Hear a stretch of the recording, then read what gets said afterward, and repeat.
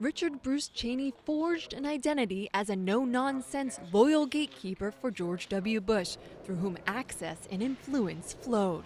I picked him because he's strong, he's steady, and he gets the job done. Cheney was a seasoned Washington insider long before becoming vice president. He began his public service career in the Nixon administration and then became chief of staff for President Gerald Ford. In 1978, Cheney was elected to Congress from his home state of Wyoming. He spent a decade there until the first President Bush asked him to serve as Secretary of Defense. After President Bush lost re-election, Cheney became head of the oil services giant Halliburton. It was a job that kept him steeped in foreign policy, and later the job became a lightning rod for his critics.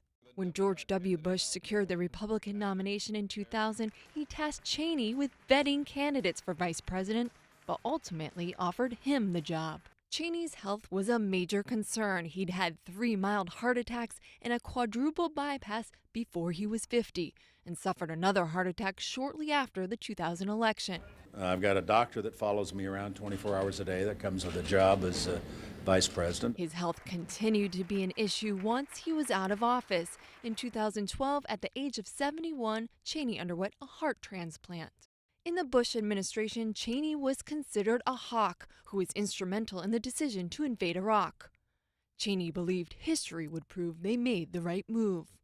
What we did in Iraq and taking down Saddam Hussein was exactly the right thing to do. During the second term of the Bush administration, Cheney would find himself at the center of controversy when his chief of staff, I. Scooter Libby, was sentenced to prison in connection with the leak of a CIA agent's name.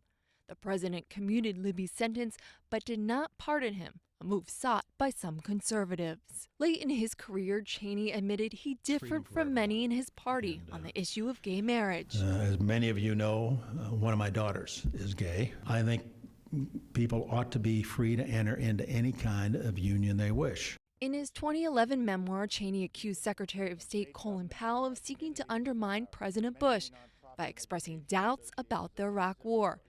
He also said Powell's successor, Condoleezza Rice, misled the president about negotiations with North Korea. Both have disputed the claims. Cheney had no interest in running for president after leaving office, but he continued to be an outspoken voice for the Republican Party. In Washington, I'm Sunlin Sarfati.